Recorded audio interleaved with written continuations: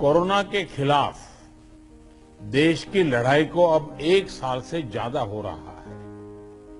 इस दौरान भारत के लोगों ने कोरोना का जिस तरह मुकाबला किया है, उसका दुनिया में उदाहरण के रूप में चर्चा हो रही है। लोग उसको उदाहरण के रूप में प्रस्तुत करते हैं।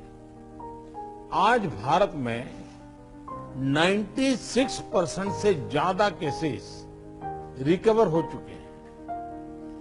फैटेलिटी रेट में भी भारत दुनिया के उन देशों की लिस्ट में है जहां ये रेट सबसे कम है।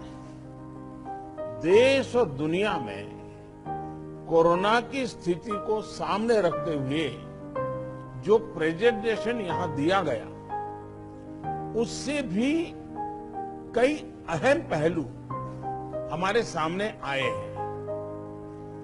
दुनिया के अधिकांश कोरोना प्रभावित देश ऐसे हैं जिन्हें कोरोना की कई वेव्स का सामना करना पड़ा है। हमारे देश में भी कुछ राज्यों में केसेस कम होने के बाद अचानक से वृद्धि होने लगी है। आप सभी इन पर ध्यान दे रहे हैं, लेकिन फिर भी कुछ राज्यों का उल्लेख हुआ है, जैसे महाराष्ट्र है, पंजाब है।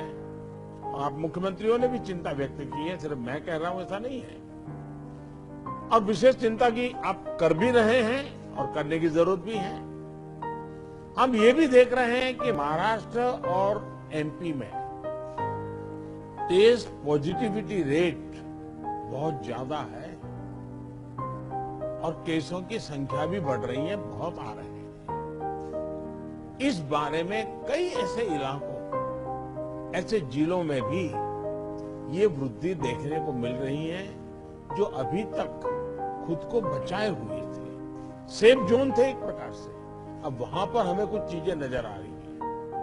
देश के 70 जिलों में तो पिछले कुछ हफ्तों में यह वृद्धि 150% से भी ज्यादा है, 150% से ज्यादा।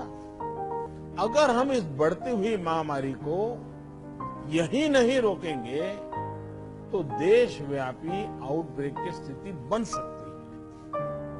हमें कोरोना की उस उभरती हुई सेकंड पीक को तुरंत रोकना ही होगा और इसके लिए हमें क्विक और डिसाइसिव कदम उठाने होंगे।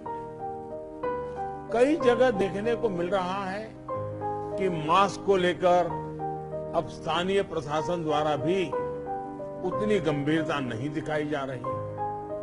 मेरा आग्रह है कि स्थानीय स्तर पर गवर्नेंस को लेकर जो भी दिक्कत है, उनकी पड़ताल, उनकी समीक्षा की जानी और उन दिक्कतों को सुलझाया जाना, ये मैं समझता हूं वर्तमान में बहुत आवश्यक है।